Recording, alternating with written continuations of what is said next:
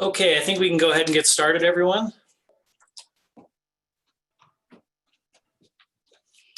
Okay, welcome to the first Cruse Avenue Visioning Workshop. My name is Michael McConnell. I'm a planner with the Community Development Department. I'd like to first off thank everyone for carving some time out of their day. This project has the potential to transform downtown and Cruse Avenue, and we're very excited about it.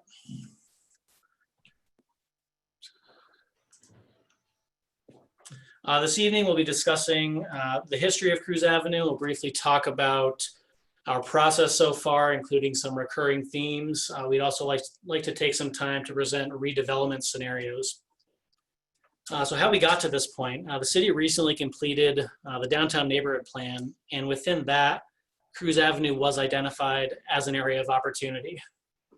We issued an RFP for a sub-area plan and ultimately chose Better City out of Utah with Dowling Architects to complete the plan.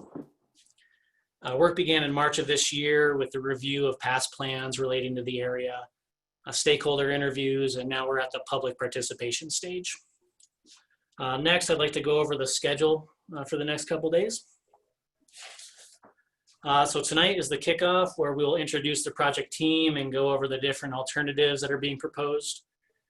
Wednesday and Thursday, there will be two sets of small group discussions where we'll dive into the different alternatives and hopefully get some good feedback and direction from the public. These will be at 10 a.m. to noon and 2 p.m. to 4 each day, both Wednesday and Thursday. These sessions will be limited to the first 20 people to log or call in. That's just so we can better facilitate discussion. On Thursday from 5:30 to 7, we'll have a wrap-up presentation where we will discuss kind of what we heard throughout, and then relay that information. I do want to say that the full schedule and Zoom meeting information is available on the city's online calendar and the Community Development Department website. So before we really get started, I'd like to mention that comments and questions can be made throughout the presentation. Just please use the chat function, which will be monitored throughout. A member of the project team will periodically pass those questions through to the presenter. So with that, I'd like to introduce Adam Hughes, the CEO of Better City, who will take us through the first half of this session. Thank you. Adam? Yeah, thank you very much, Mike, for that introduction. And bear with us just a second as we look to share a screen here. Mike, I think you have to unshare yours. There we go.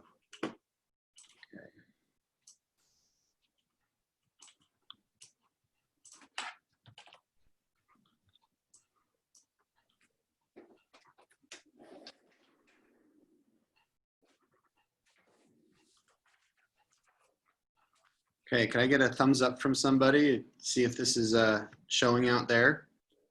Looks good to me, Adam. Thanks. Cruz? Okay, great. So Cruz Avenue has a very interesting history. Back in the late 1960s, the City of Helena received a grant under the provisions of the Demonstration Cities and Metropolitan Development Act of 1966 to begin 1 year of planning as one of 147 model cities in the United States. The program began in July 1968 and was followed by 4 action years, the final year terminating in June 1973. Between 1969 and 1981, $47 million was spent in the downtown area, comprised of $22.7 million and $24.3 million of federal and private funds, respectively. So it was a very huge project. In 1969, public hearings were conducted on an urban renewal plan that was focused on the downtown called the Last Chance Gulch Urban Renewal Plan. Major features of the plan included traffic circulation and public parking elements, which included relocating Jackson Street to the east and constructing a 2-way 4-lane facility, which is now Cruz Avenue. And what you see in front of you is the original planning map in 1969 for the downtown plan with Cruz Avenue. Cruz Avenue was intended to have an overpass over Park Avenue here, and you can see some of the relics and remnants of that plan with the large kind of greenways intermixed with right-of-way, and Cruz Avenue coming through all the way to, I believe it's Jackson on this, or sorry, Broadway. And the original plan created in 1969 really intended to have what's called, what they refer to as a ring road. So connecting in all the way down into I-15 and having alignment along Broadway and Winnie Avenue. Those two roads would have been converted into one-way couplets, and they would have been funneled through here to Cutler Street. And Cutler would have then fed into Cruz Avenue, and Cruz Avenue would have continued. The route here is just south of Reader's Alley and would continue along and through to Highway 12. And the access road to the library that you see here would continue on through and bisect the downtown. Wong Street was a little different configuration here as well. It had a curb cut here directly onto Cruz Avenue, which is no longer the case. And you can see here the Consistory Shrine Temple Association buildings were to be demolished and replaced with surface parking, and that access to the fire tower park was to have been improved. 3 years later, things had changed significantly. So negotiations for the Shrine, Consistory, and Old Helena Light and Traction buildings on Jackson Street had failed, and that forced a rerouting of the Loop Street. And Jackson survived, but it was renamed Cruz Avenue in certain areas. So what we see in the built environment today is a little different, but for the most part, we see extended rights of way down in this area along Park Avenue. We see the 4-lane facility is being constructed, and for the most part, with the exception of kind of this library, access road, and Wong Street, pretty similar to what we see today.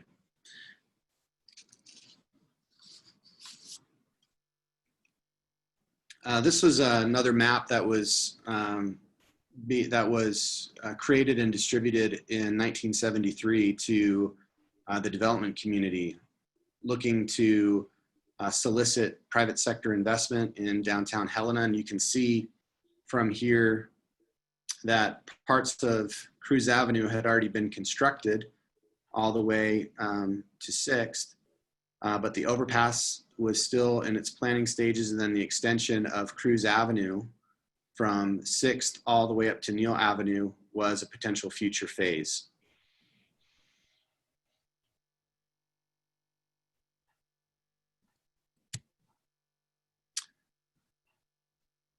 And the overall goal for the Last Chance Renewal project was based on the completion of a continuous access route around the downtown and to improve the accessibility to and from the downtown area with the alignment that I had just described, connecting I-15 into downtown and then continuing on to Highway 12. Cruz Avenue was intended to be a circulator and handle a lot of traffic. In 1977, when this map was created, there were 1,352 average daily trips along Cruz Avenue from Park Avenue up to 6th Avenue. And at this point, Cruz Avenue hadn't been extended yet up to Neal Avenue. But this was a map that was developed in 1979 showing those traffic counts in 1977. Projections back then were that by 1990, Cruz Avenue would handle 5,533 cars, average daily trips. And by 2000, that number would increase to 6,257. And if you just keep following those projections out to the year 2020, it would entail that Cruz Avenue would be handling somewhere around 8,000 cars, 8,000 average daily trips.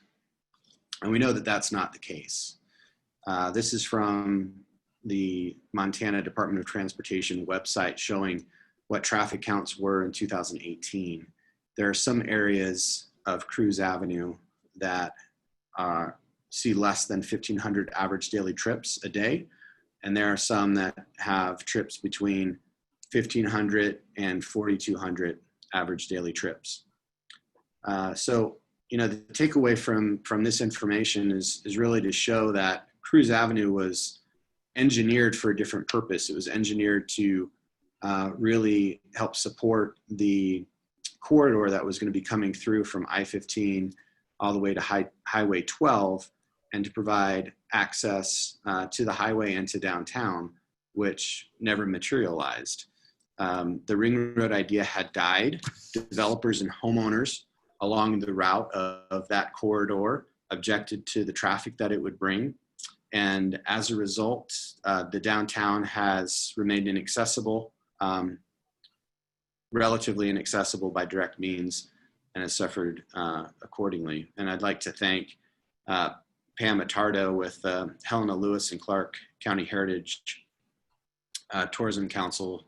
She's the County Preservation Officer, for providing a lot of that information.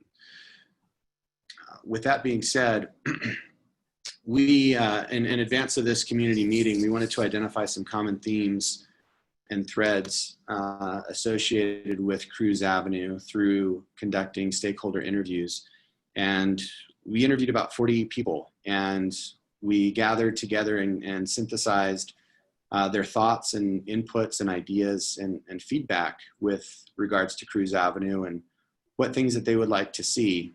And at a high level, and we're not encompassing everybody's comments and ideas, but the ones that were most common were that they'd like to see Cruse Avenue improve connectivity to neighborhoods and recreation.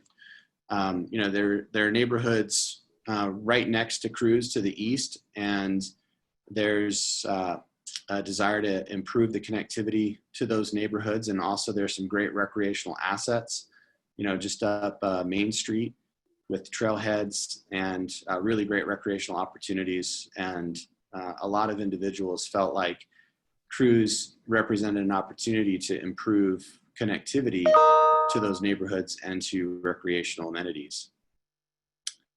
A large overarching theme that came out as a result of the interviews was not just specific to Cruz, but also just in general, that people wanted to see more affordable residential product type. And if there was an opportunity for some type of redevelopment along Cruz, that having something that was a more affordable product would fit and fill a need within the community. And also if new residential were to be brought in, that there would also be a need for additional supportive businesses, things like a neighborhood market, something that people could walk to and satisfy the needs that they have for groceries or pharmaceuticals and things along those lines.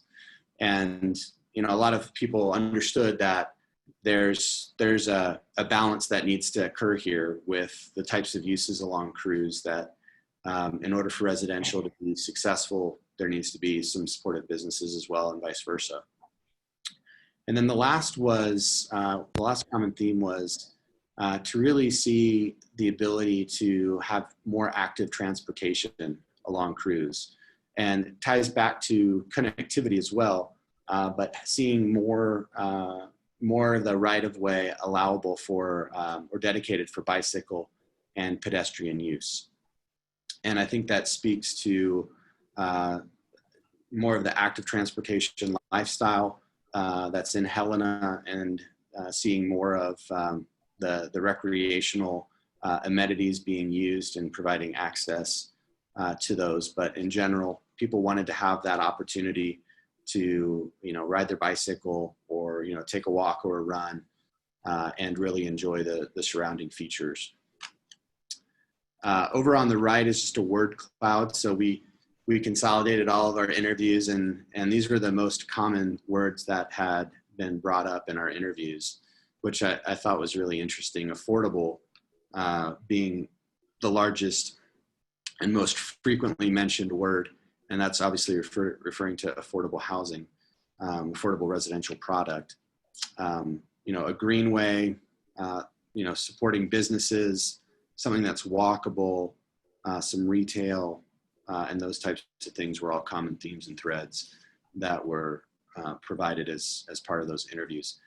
And so what we've done with the input and the interviews that we've conducted is, you know, we've really looked through the lens of what the market can support and what would really improve Helena, not only from you know, an economic development perspective, but also just from community development, from a placemaking standpoint, and improving the lives of local citizens.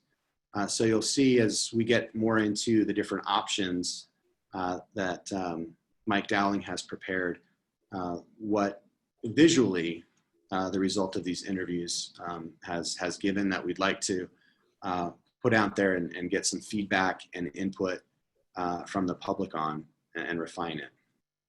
So here's a couple of good quotes that we thought really summarize those interviews that I'll give everyone just a chance to read. But, you know, I think in general, people wanted to see a more robust, more cohesive downtown environment.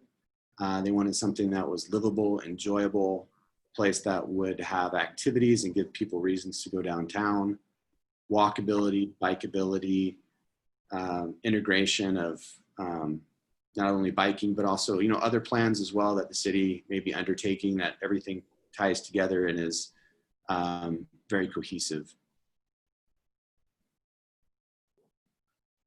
So with that, I'm going to turn the time over to Mike Dowling with Dowling Architects. And Mike has basically two options he'll walk you through, and another option combining those, but I'll turn the time over to Mike and he can provide some additional information and also show the visuals. And really excited, Mike, with what you've come up with. So I'm excited to have this out there in the public. I'll turn it over to you. Thank you. Thanks, Adam. You guys hear me okay, hopefully? So I have a couple of screens that I'll be sharing, and bear with me as we switch between them. Let's see here.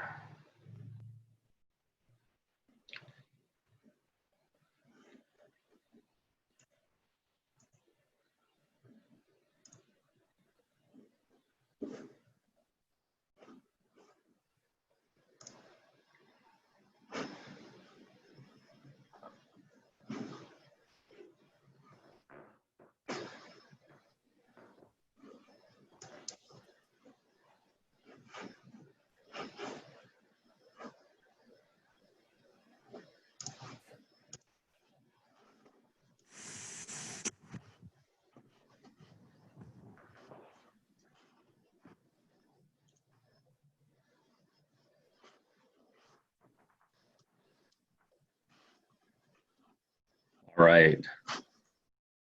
So what we have here is a general overview of Cruse Avenue and downtown, south end, where we meet Park Avenue, and then of course, traveling to the north, we have Broadway Street, which comes down and bisects the corridor, and then continuing to travel north to Lawrence, or this is 6th Avenue, sorry, and then finally at Lawrence.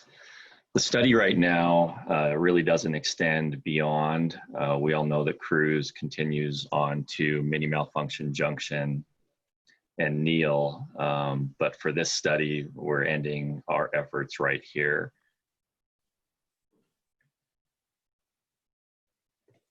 So the two options that we're looking at, first one will be sort of a narrowed street option, which I'll go through in some detail. The second option is what we've coined a linear park solution. And then the third is a hybrid of those two. And I think I want to emphasize right now that this is all very early in the study stages, and none of this is final. There are things that need to be pursued further, including some parking analysis, because some of the solutions does eliminate some of the parking. And then there are emergency vehicle access requirements that need to be studied. All of these things we think are definitely within the realm of both of these solutions. But again, none of it is final. They're just early schemes. So as we look at Cruse Avenue, just a couple of general things. The right-of-way is generally about 65 feet in width, with the exception of the area that extends to Park Avenue that gets considerably wider. The challenge is all 65 feet of the width is hard asphalt or sidewalk. So unlike most city streets where you'd have your 2 drive lanes, which tend to be about 12 feet wide, parking on either side of the street, which is about 8 feet wide, Cruz is just asphalt. And so the perception is that it's actually much wider than it is. But in the studies that we're looking at, if we reanalyze the street to be about a 40-foot wide zone of 2 drive lanes and parallel parking on either side, it leaves us with about 25 feet of right-of-way that we can put to better use to improve active transportation for pedestrians and bicycles.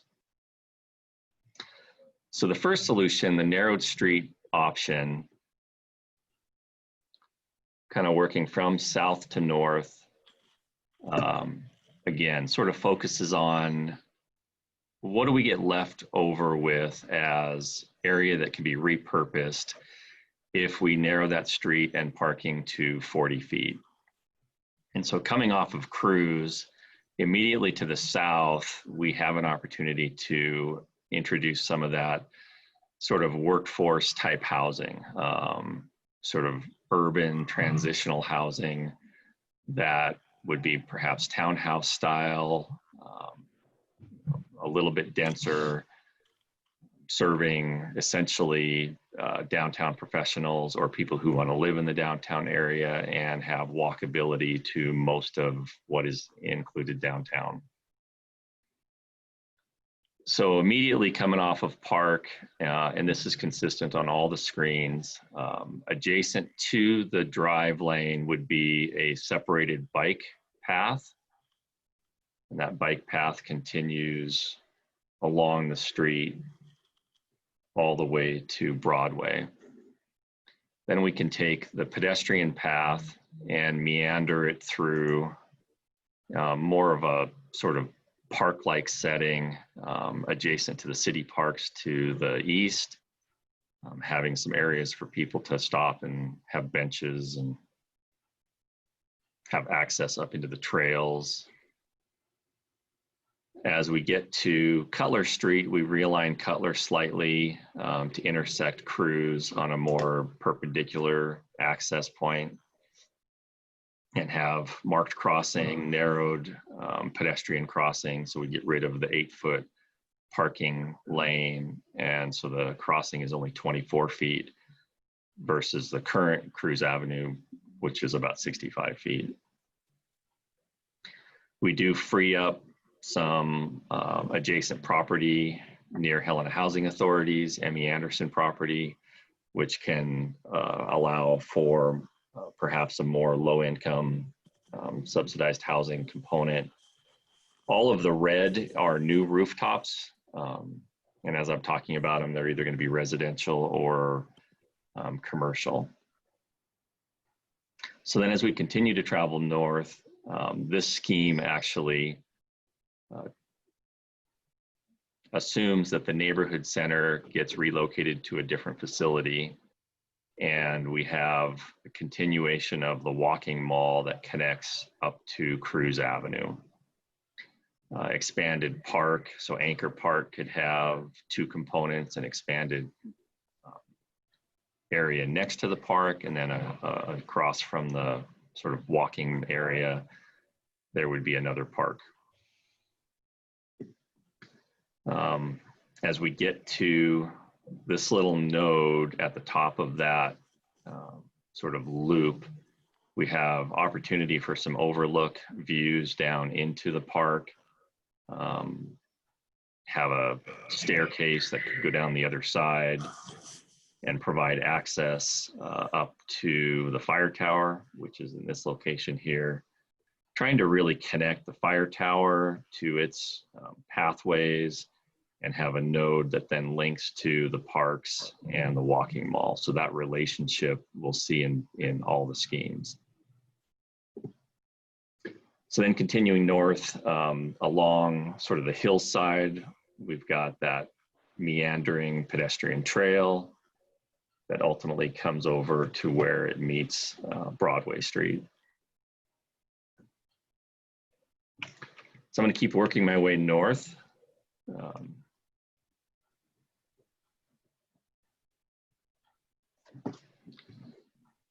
So here, as we cross Broadway Street, there is a city parking lot that is just to the east of Broadway.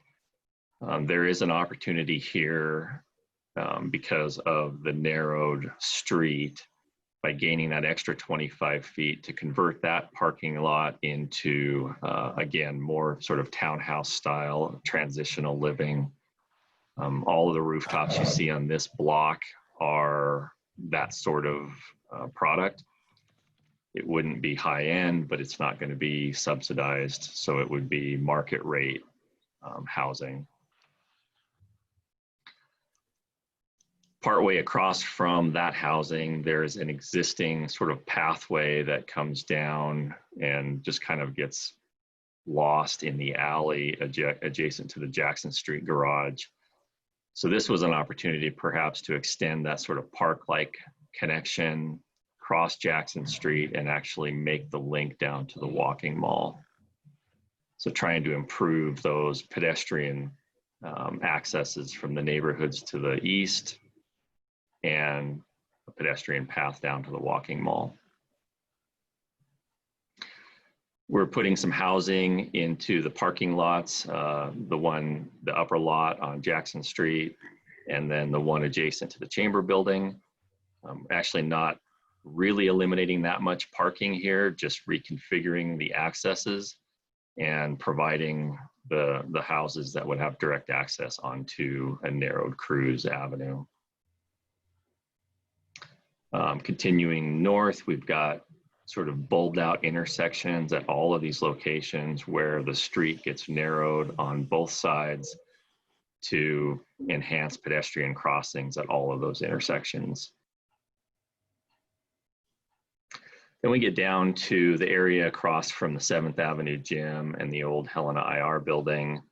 And there's an opportunity here to have sort of this elevated public space above the parking lot down below.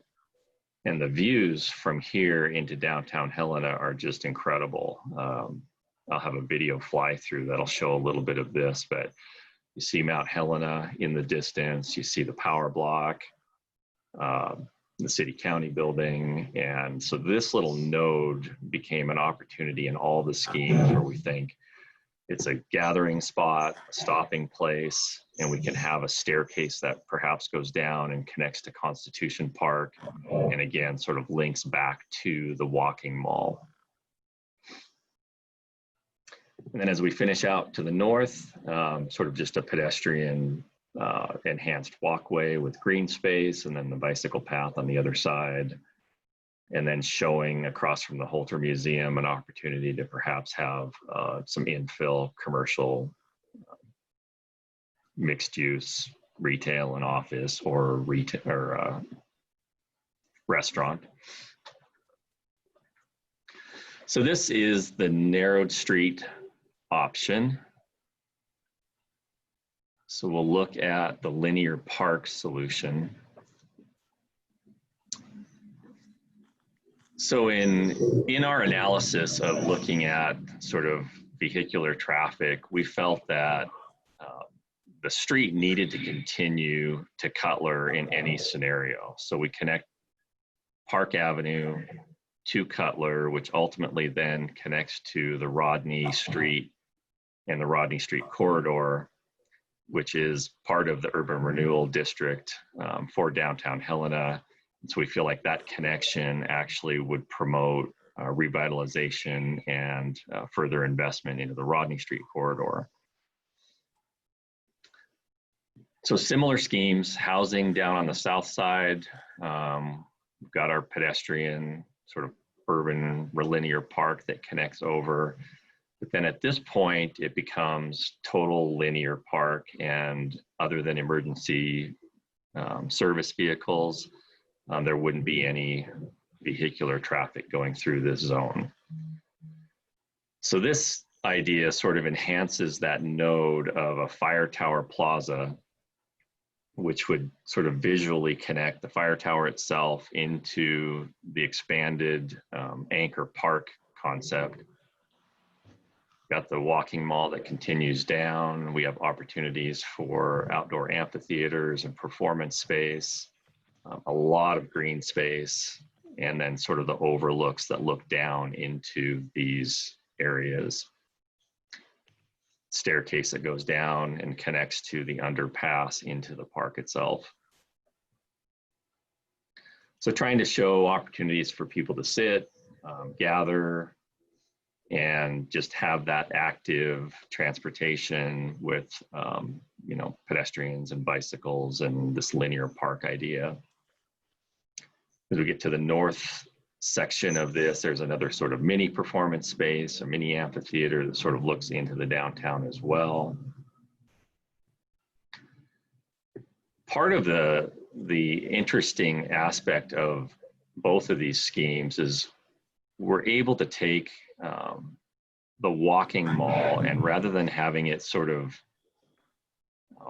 dissolve into kind of a dead end node, we can link it to it and continue that pathway. So through the downtown, we get sort of this almost, I don't know, 1.5 miles, maybe 2 mile loop that can be an area that's kind of just unique and different and unlike any other city in Montana.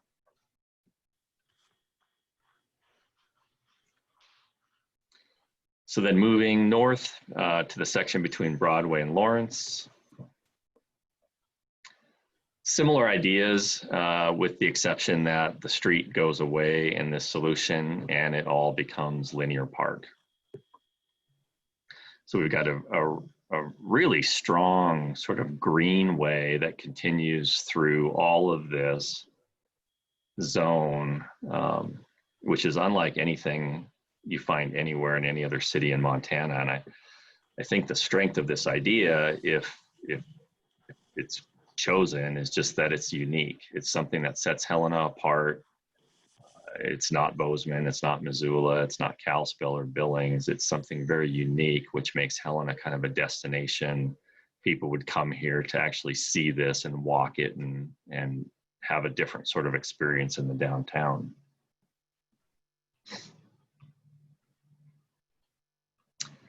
So overall, this is connecting them all together. We've got the narrowed street solution.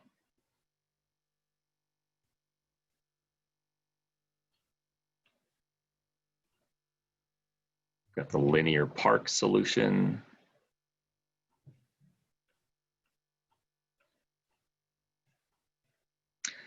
The third option is a hybrid of the two. In our interviews with stakeholders, there was discussion about Cruse Avenue between Broadway and Neal Avenue being more heavily used for vehicles than perhaps the section from Broadway to Cutler. And so this one sort of takes the linear park idea between Cutler and Broadway and then goes to the narrowed street solution from Broadway to Lawrence.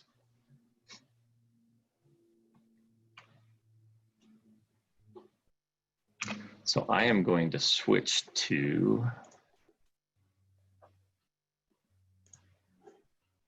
the video drone flyover that we did.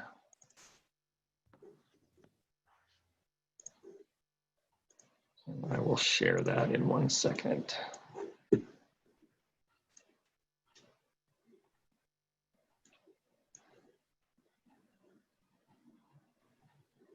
Or I will attempt to.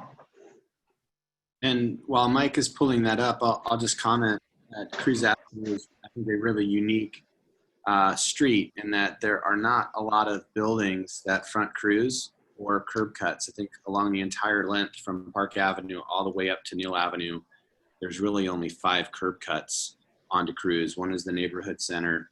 Then you have the rest is really parking.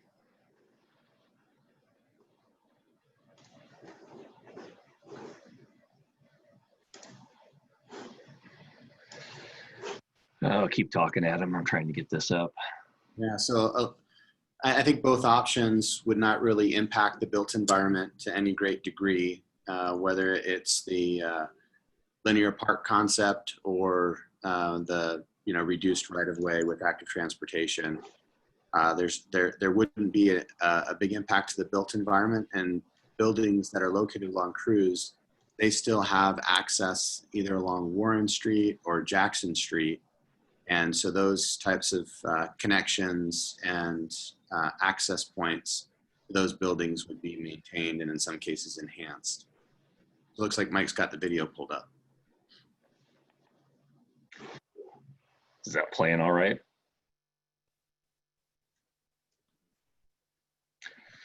So this drone flyover starts in the same south end and just kind of orients us to some of these nodes and points that we've been talking about. The connection of the fire tower to Anchor Park.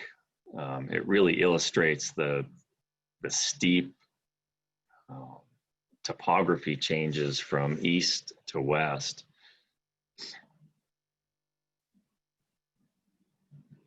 Approaching 6th Avenue.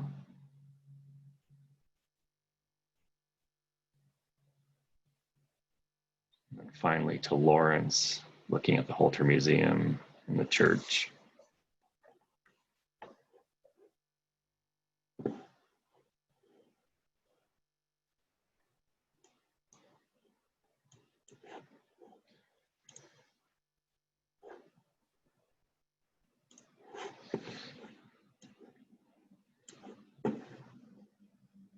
So those are the concepts. Like I said, they're preliminary, and our hope over the next couple of days as we get into these work sessions, they're all going to be the same. It's basically 4 different opportunities for people to join in and get more detailed one-on-one sort of looking at these ideas, picking them apart, identifying what might be some strengths in certain aspects of it and what might be things that we don't want to do, but really use them as work sessions so that we can refine and come up with a final recommendation to the city. So I can pull up individual images if we want to kind of get into some detail now, or if we want to get into some of the questions or chat comments and sort of respond to those. I don't know, Adam, what you're thinking. Yeah, we do have some time still left scheduled for the meeting. So I think if there are comments or questions from the 2 options, well, 3 options that Mike has shared, we can certainly speak to those, knowing that we'll have 4 additional sessions on Wednesday and Thursday, starting at 10 and 2 o'clock each day, to have additional discussion and detailed dialogue about each of those different options. So with that, maybe we can just throw it out to any participants that have comments, questions, or concerns.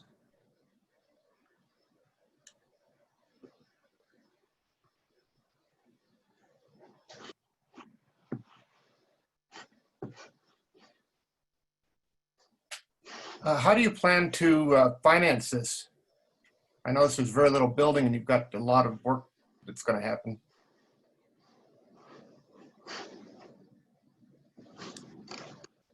Yeah, so that's a good question. Who was that? Sorry, That was Paul. Paul. That's a good question, Paul.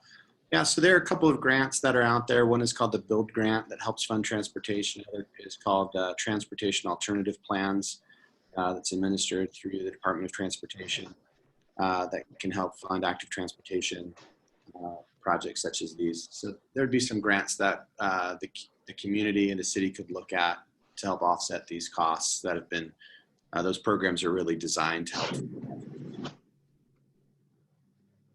I was thinking more of the infrastructure you need for constructing buildings, utilities, since they're actually, even in the scenario one, there's very few buildings being added, very little being added to the tax base.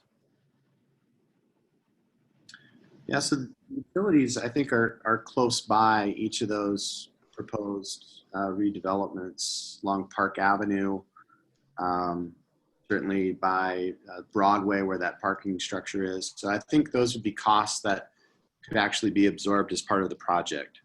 We're not talking about large mains or capacity enhancements that need to be made. Those could be accommodated off of the existing infrastructure that's there. It'd just be a matter of doing some additional taps and tying those into those properties that each of those projects could absorb.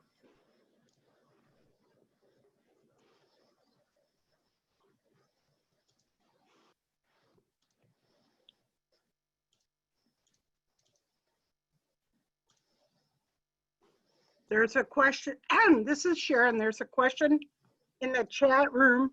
And I would also ask everybody if they could identify themselves or raise their hand when they want to speak. That would make it a lot easier to recognize and keep up with the order of speaking. Thank you. And thank everybody for coming tonight. But there is a couple questions in the chat box.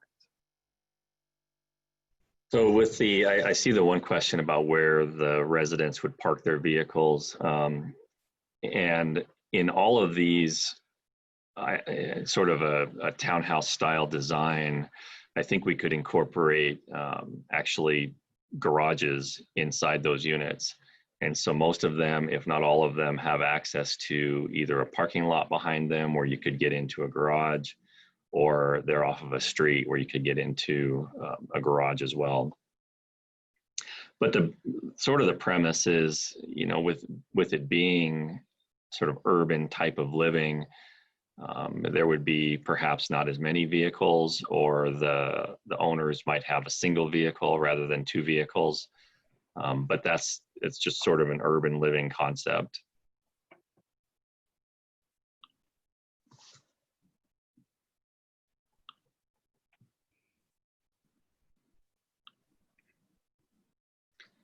And then I see the question about Cruz seeing more use between Neal and Broadway than further south. The traffic use analysis that Adam did show does show heavier use on that section of the road than the section of the road between Broadway and Park to the south.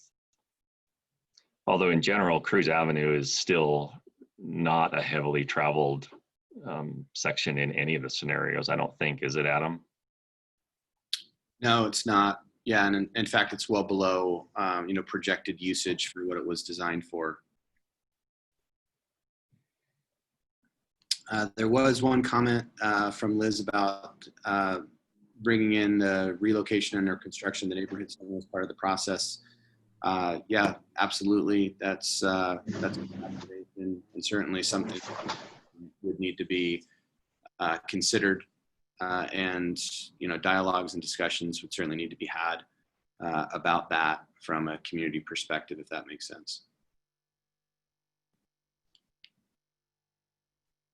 Then Adam, there is a participant, Seth, who has raised his hand as well. Okay.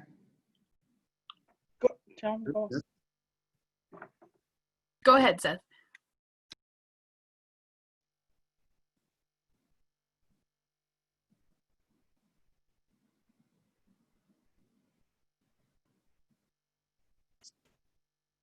So it appears, Seth, you have been unmuted. Now is a good time if you'd like to ask your question.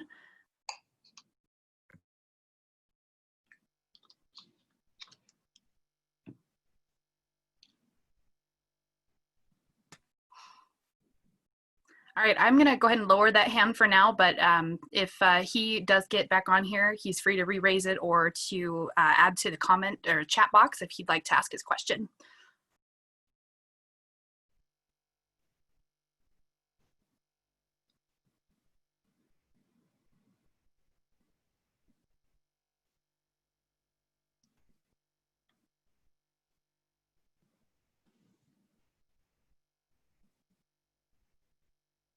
Okay, we'll give another minute or two for those that are in attendance to digest this information and comment or ask any additional questions.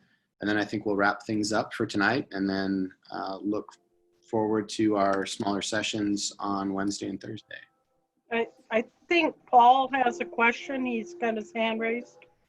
I'm trying not to ask too many, Sharon, so yes, I do. Two questions. One, there's that large chunk of city land next to Dale Harris Park, east of Dale Harris Park. Was that not part of the project, or why wasn't that included in the development?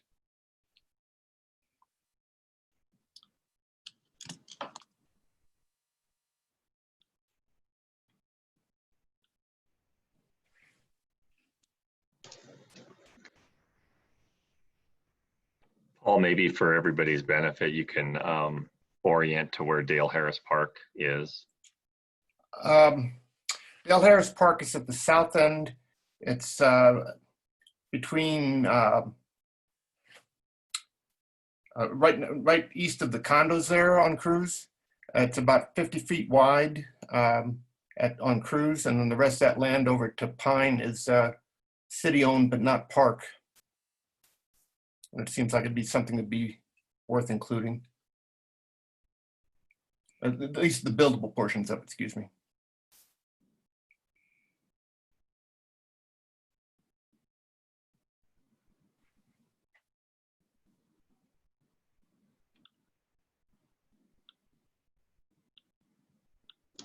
Yeah, I don't think it was specifically excluded. That's a good comment. We'll take a look at that as we move forward.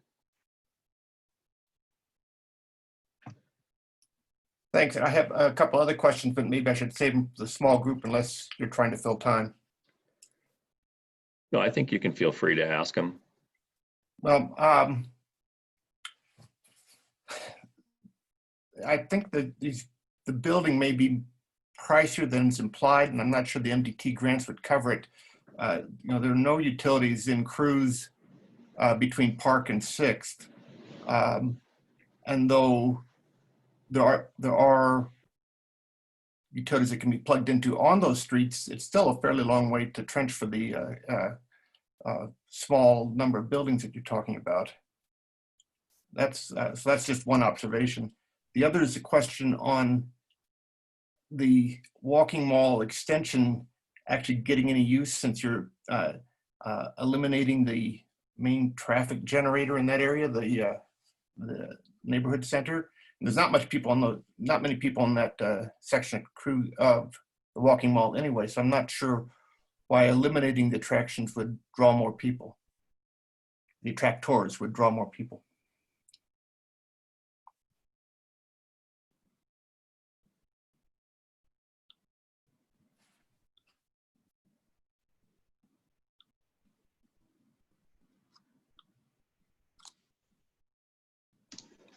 I see Michael's asking if we can maybe go through the 3 overall pictures one more time. I can go ahead and share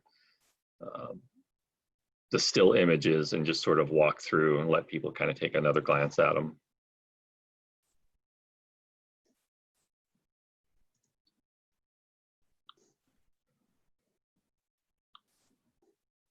So the narrowed street option, and I'll just kind of zoom in a little bit.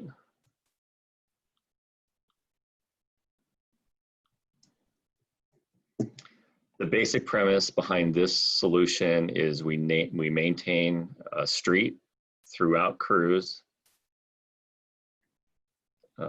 It it basically narrows it down to something more like a residential street, which again frees up about 25 feet on either side of what would be the roadway to incorporate a bike lane, an enhanced pedestrian access walkway with sort of abutting the city park where it can.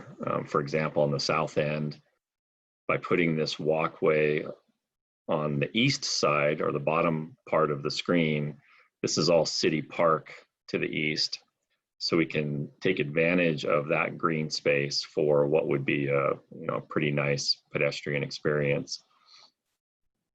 As we continue to move to the north, sort of abutting most of this property, a lot of this property on the east side of Cruz is city parkland. There's this large triangular chunk next to Emmy Anderson, which would get freed up as right-of-way. And again, this is sort of where an opportunity for a new building to serve the Helena Housing Authority's mission could be built here. We've got bulbed out intersections to improve pedestrian crossings at all the major streets and intersections. Housing, all the new red are rooftops in all of the scenarios. Again, trying to improve connectivity down to the urban core. So for example, where my cursor is right here, there would be a walkway that comes between these units, a narrowed up crossing. Try to zoom in a little bit more on that.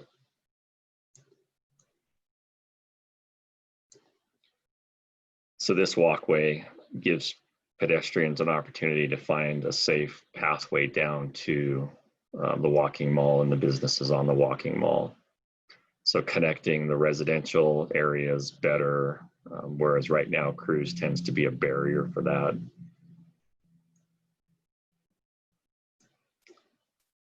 And then moving to the north, we've got, again, a bulbed out intersection for crossing at 6th.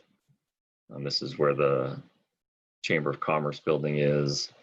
This is the IR property with a new residential, perhaps a multi-unit apartment style building or condo style building on that property.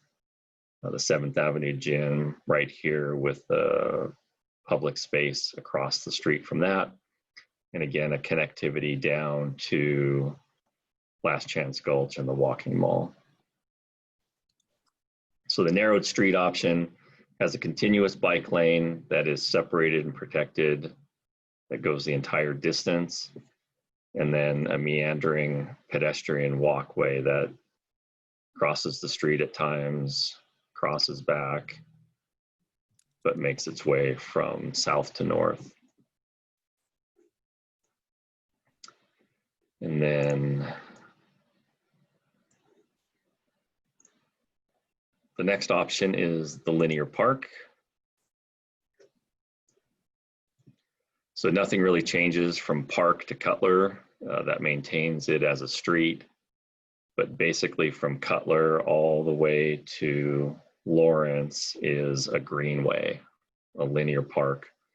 And this is obviously very early in the idea stages, but it's just a linear park. It's a grassy space that connects the downtown all the way to the south where trailheads are, mountain biking, providing access to all of that on the south part of Helena, as well as was mentioned, sort of connecting and looping the downtown walking mall to this linear park.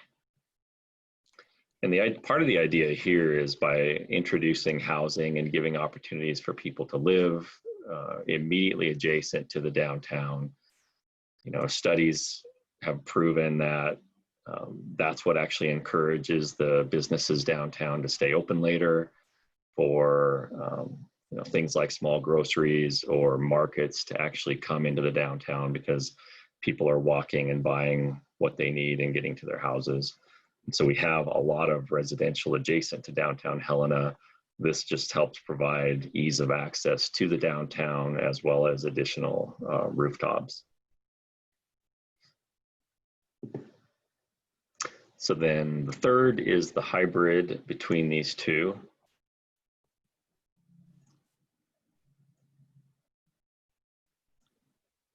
We have the linear park concept, which goes from Park Avenue to Broadway, and then we maintain the street, the narrowed street option. So there's nothing new here, it's just blending the two together. And what we should be able to do is share these images to the city's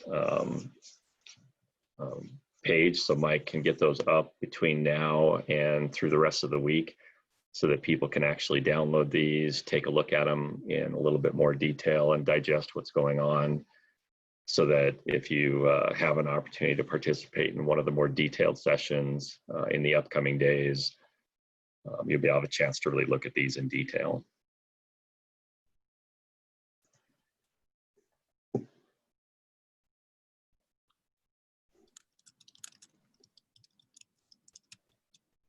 And I do know question about recording of this.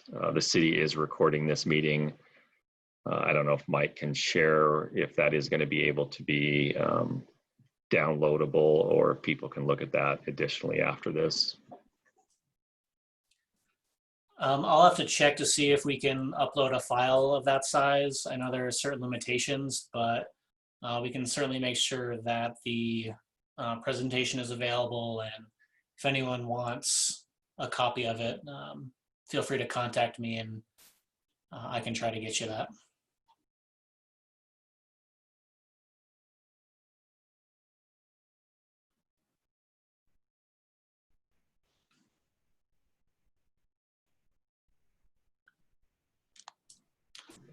Looks like Mark Young has his hand raised. If we could get him unmuted.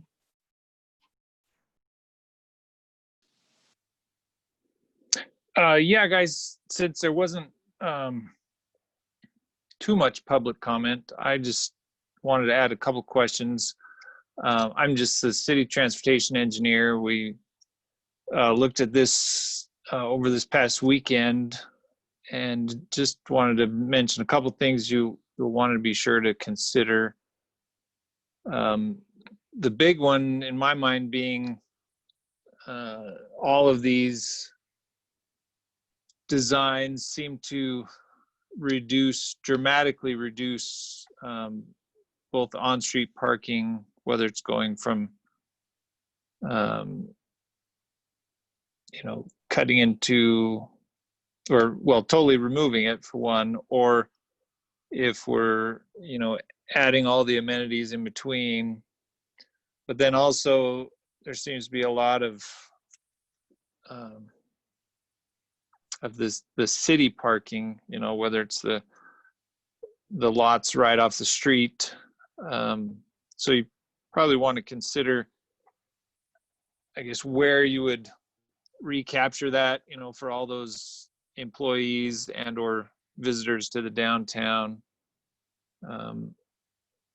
or visitors to, say, like Central School, or I asked earlier about the residences. If you're going to put garages underneath, that would work if the street stays there and just narrows. But if the street goes away, I don't know that you could access from the other side of those properties. That would definitely be something that would need to be considered. I guess the only other big thing that I was thinking of is if you do make it more of a linear park, where does that go? Because it's going to have to be changed from an actual right of way. If it's right of way, it has to accommodate all vehicles, whether it's motorized or bikes or pedestrian traffic. So, like you were saying, the linear park, it would probably have to become parkland or something, instead of right of way. So that would just impact the uses and maintenance of it. So just wanted to add a few other things to make sure you're considering. I don't know if I'm going to try to make it to one of those smaller meetings, but I don't want to crowd out the public with there just being a limit of 20. So wanted to get a couple comments in to have you think about. Thanks. Thanks, Mark. Appreciate that. Yeah, thank you, Mark, for those observations.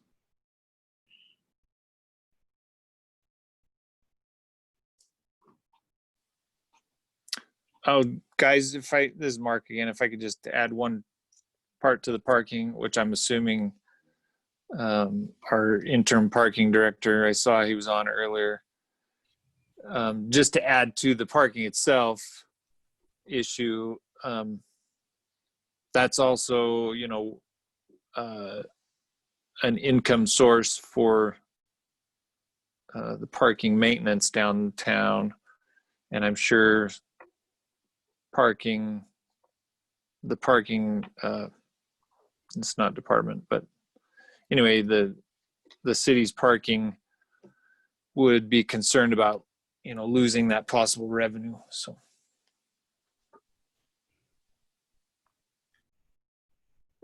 Thanks for sharing that, Mark.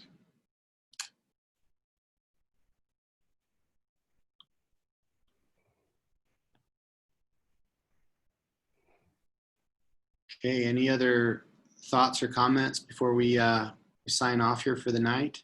Adam, it looks like let's go with Ellie Ray has a comment. Paul, I know you had your hand up first, but let's give Ellie a chance before we get to yours, okay? Sorry, Paul. I'll be quick. I just wanted to provide a couple clarifications. One actually, though, in the form of a question. Adam, can you just confirm that when you were given the directive to look at how you were going to make any alterations to the Cruz Avenue right-of-way, that you were to be looking at all city-owned property, which is one of the reasons why the neighborhood center got included in the visioning?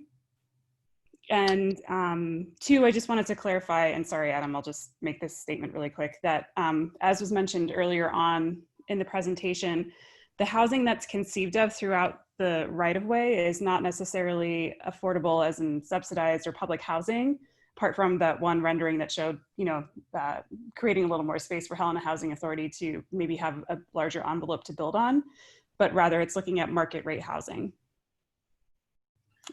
So Adam, sorry, back to my question about the city-owned properties and how that you actually started to figure out the land that could be built upon and so forth.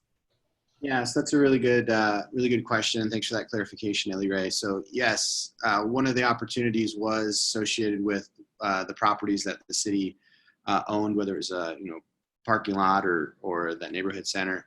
And that was a concept that I think was developed knowing that these aren't individual property owners. It would be city property where a lot of this development is being proposed. So does that answer your question, Ellie Ray? Yes, thank you. And I think that in the conceptions here, it's I believe, yes, definitely there will be more discussions going forward with Rocky Mountain Development Council about what could happen. And it's not to say that the city has an interest in seeing that use go away. Right. Yeah. It's just it was just an opportunity that was that came about as we were just looking at what properties the city owned and which ones were private. So that's kind of how that came about. But yeah, certainly I think nothing is predetermined at this point. It was just I think an area of opportunity that we wanted to highlight in terms of connecting the walking mall to Cruz Avenue and kind of enhancing the public space and the connectivity. Okay.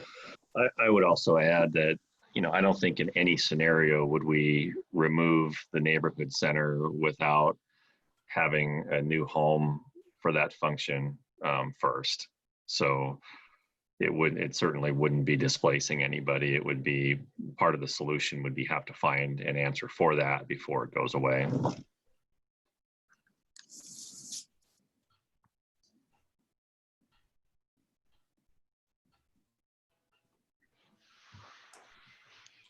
Great. If Paul could unmute, then he can ask his question.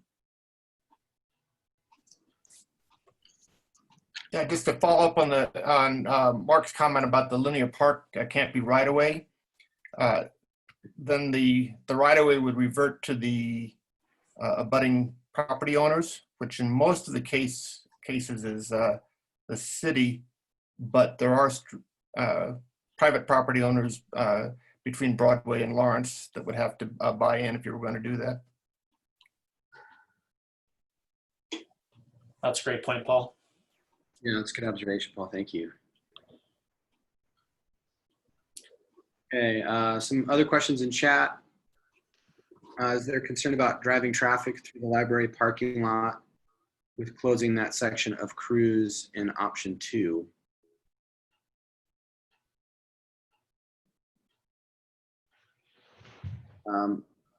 I think that, Mike, could you, Mike Dowling, would you be able to bring up the picture of that?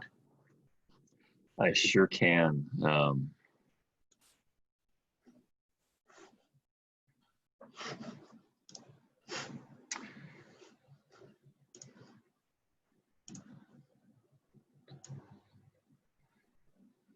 I'm gathering from that comment, it's basically right now sort of the Wong Street link, which comes down to Park Avenue. I'm not sure that this solution drives more traffic through that parking lot than it does now, because I sort of see Broadway and Park being the primary sort of avenues that people are going to take. I think perhaps by closing the Cruz Avenue between Cutler and Broadway is going to definitely have an impact on traffic patterns. But I think what we've been anticipating, and primarily the old federal building, which is mostly state employees at this point in time, right now they tend to take Cruz Avenue because it's an easy road. But rather than going up Cutler, which is sort of narrow and into residential areas, I think we would see an increased amount of traffic on Park Avenue that then comes to Broadway and goes up. This link between Wong and the library is an interesting one because it's essentially serving parking lots, but people do drive through there. And that's sort of it might take some parking or some just some analysis of vehicular movements to see if that's something that should go away or should be maintained. So I don't know if that helps or if that clarifies or if there's a sort of more expansion on that comment. Yeah, that's good, Mike. Thank you. I think that was a question in chat from a resident. Yeah, and I would agree with you. It would seem like the driving through the parking lot would be a less preferred alternative because it would be slower than going Park Broadway. And then another question, would revenue from selling the right of way from market housing go towards the project? That's a great question. We don't have an answer to that, but that's certainly something that we could find out an answer to if that would be the case. Good observation there. Let's see, if the city moves forward with this and RMDC relocates, what do you envision for an implementation timeframe? That's a great question. That's from Diana Hammer, and we haven't gotten to the point of discussing timeframe with that. So I think that would be something that we would certainly need to explore and consider once the alternative has been determined.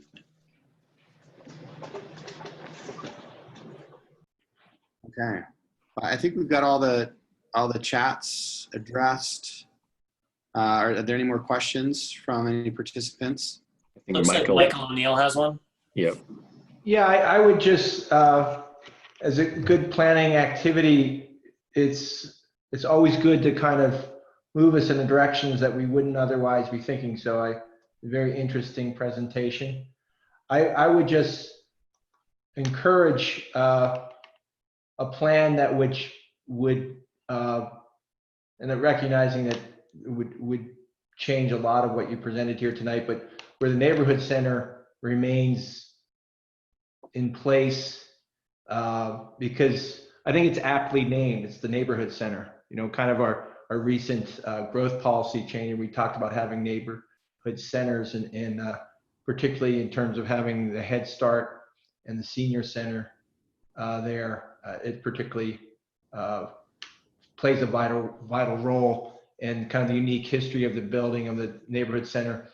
Would not necessarily be a simple thing to come up with a new location that would support those programs in the same way. Some questions. We really appreciate the creating those spaces around the Emmy Anderson by both pushing Cutler to the south and being able to get some additional property or additional space from the Cruz. My question is, would you, because of the lower elevation of that Emmy Anderson site, we have always viewed it that we would perhaps have access on the Cruz, or at least under your scenarios, would you imagine having kind of residential fronting these linear parks, or those type of concepts?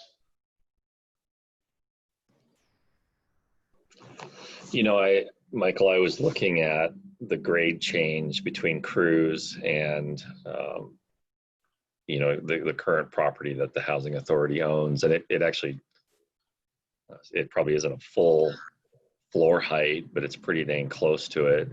Yeah. And it'd be there. I think I can envision scenarios where you have sort of two levels of access to a building. One that is perhaps just pedestrian off of the upper side that accesses Cutler and Cruz, and then you could have sort of another link that comes off of a lower level with direct access to that parking lot and over to the Emmy Anderson facilities.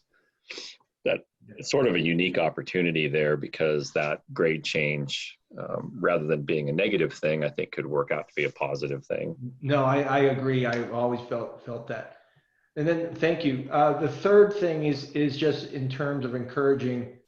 I recognize that you need to be careful. You highlighted city-owned properties, but perhaps engage some of the key. That federal building site, certainly, it was used differently, not necessarily getting rid of the building, but rather than having a big parking lot, again, that topography there would lend itself to a garage or something, and then create some space, different sort of feel and look that would enhance,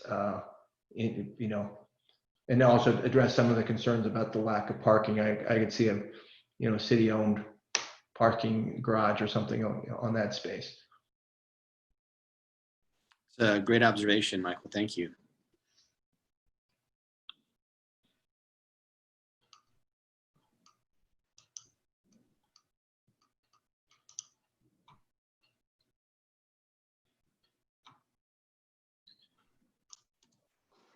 Well, I would definitely encourage everybody to download the images and study them a little bit.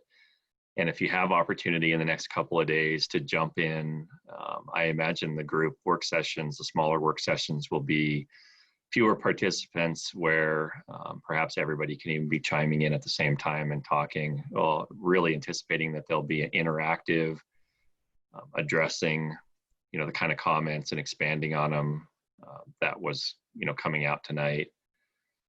And then our plan is to have another sort of overall town hall follow-up meeting on Thursday evening, where any of the detailed comments that come out from our individual work sessions would be sort of brought back to the table, and perhaps provide a little bit more direction on a possible final solution.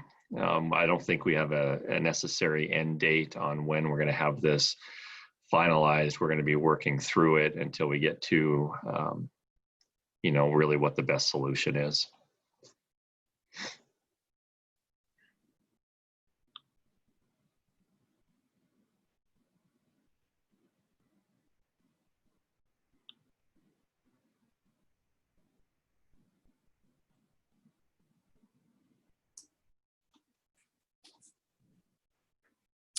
Great. Well, I think if there's no other questions or comments at this time, is there any that we missed, Adam?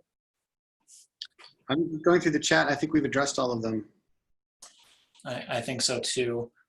Well, I'd just like to thank everyone for coming out tonight and being a part of this process. We hope that you can attend one of the small group discussions.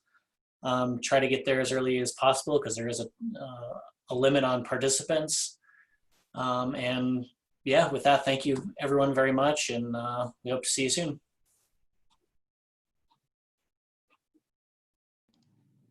Yeah, thanks everybody. Thank you, everyone.